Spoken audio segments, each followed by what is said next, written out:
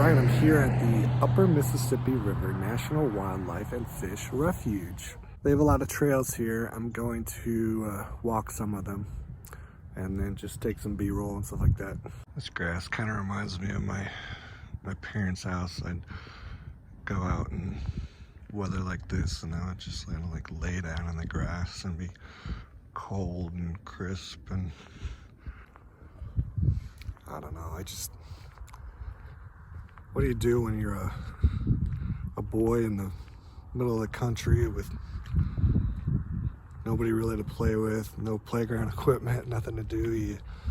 You go lay in the grass, or you go down to the creek and you play in the creek or get in trouble.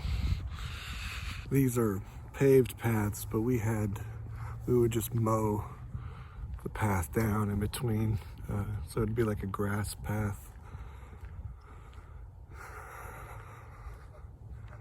At school we had like a nature center.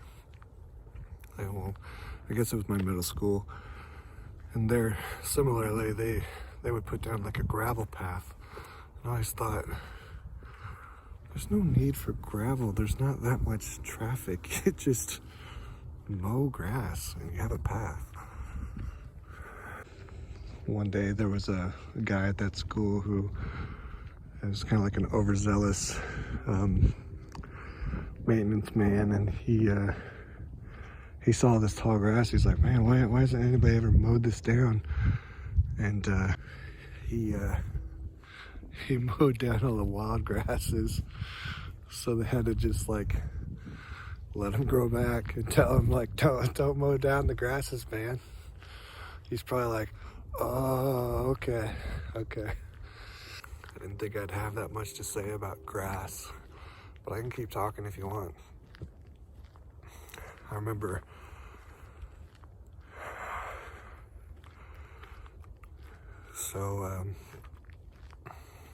trying to think here in the order of things. So in college, my first summer, I got a job as a maintenance man at a Christian summer camp, and one of the jobs is to mow. And these places are pretty big, tens of acres.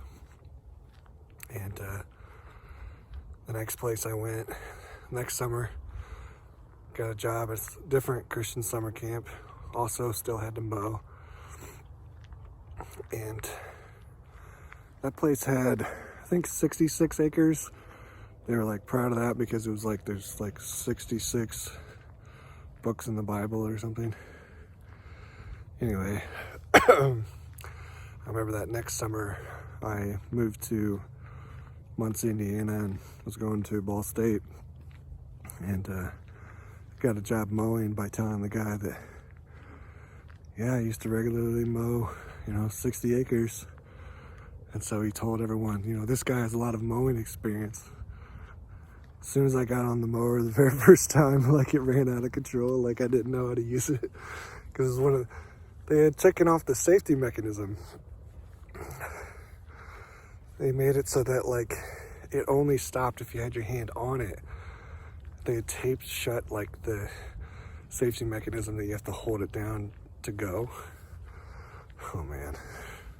So a lot of times you might find yourself in a crossroads in life and you might not know which way to go. Sometimes you just might want to take a little bit of a break. Other times you might just want to go backwards on the path and find a different one that's a little bit less traveled. Speaking of paths, at the summer camps I worked at,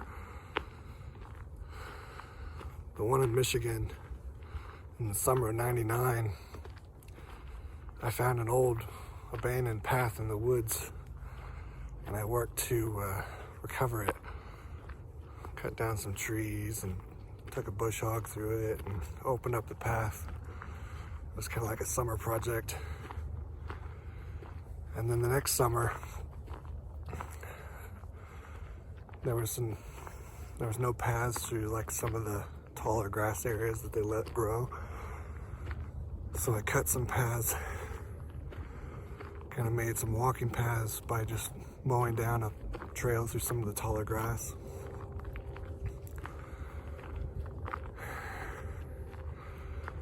But I could never get anyone to go walking on the paths with me. I remember that pretty distinctly, and yet here I am walking on these paths all alone. So what do I need other people for, right? Yeah, they all need each other, but I just think it's odd that I made paths just so that people would go on walks with me, and nobody did.